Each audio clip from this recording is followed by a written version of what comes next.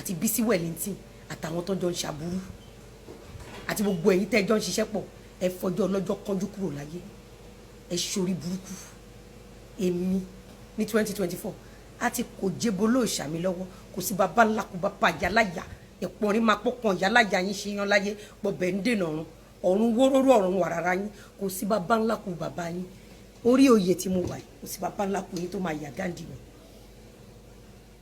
This social media no celebrity scandal will be tolerated anymore. ẹ gbé sórí àwọn yálàyà yín wá.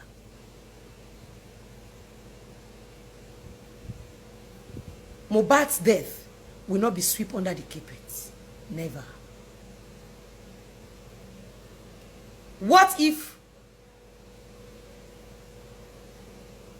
Am I worried?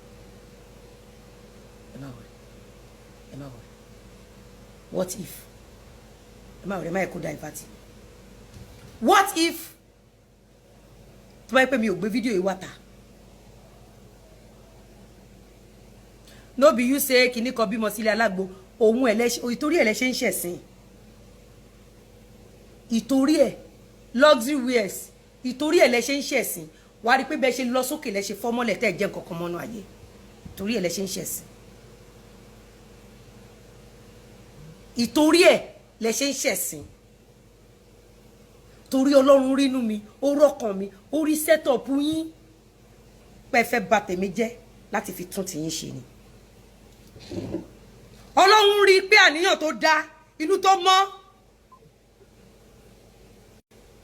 lọ fi set me up èmi rò pé mi ń protect èèyàn àṣẹ ti lọ lúgọ tì mí ó ṣe pé fọmọ o ó ṣe pé fọmọ ibolẹ wà lẹ́nu ẹ̀yin dà lẹ́nu Lizzy lélẹ̀ lẹ́nu ó dúró digbí gbogbo ohun tẹ́ fi orúkọ mi kójọ níbàjẹ́ lánàá òun dà lẹ́nu ológo dé ó gbògo padà mo gbogbo mi àbí mi gbogbo mi ẹ̀yin wá dà lẹ́nu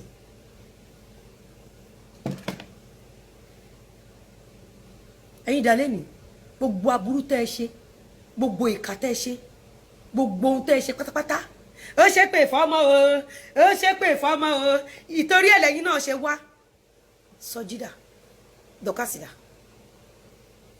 ọ̀rọ̀ tí mo gbọ́ lẹ́nu Ẹsábọ̀dù gan lánàá ó yà mí lẹ́nu torí ọ̀rọ̀ tó yẹ kí n gbọ́ lẹ́nu àwọn tí mo rò pọ̀ gbó títọ́ dání ni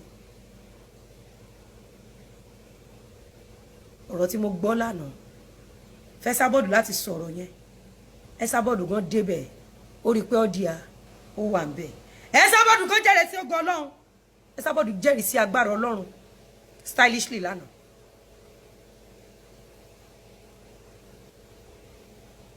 mo mú pàṣán gbogbo yín dání.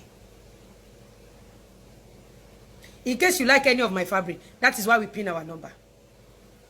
Ọ̀rọ̀ tí mo rò pé máa gbọ́ lẹ́nu àwọn èèyàn tí mo rò pé gbódòdó dání àgbà ẹnu Ẹsábọ̀dù sọ torí tó bá pe Ẹsábọ̀dù jókòó deep down Ẹsábọ̀dù á sọ fún ẹ wípé ẹni tó ń pàdé rí jù nílé ayé tí ọkàn ẹ mọ́ jù nílé ayé tí ò dẹ̀ kí ń ṣàbòsí nílé ayé tí ò dẹ̀ kí ń ṣèkà nílé ayé tó dẹ̀ máa báyàn ta pẹ̀lú inú kan pẹ̀lú gbóhùn tọ́lọ́ fún kó pé méjì Lizzy Anjorin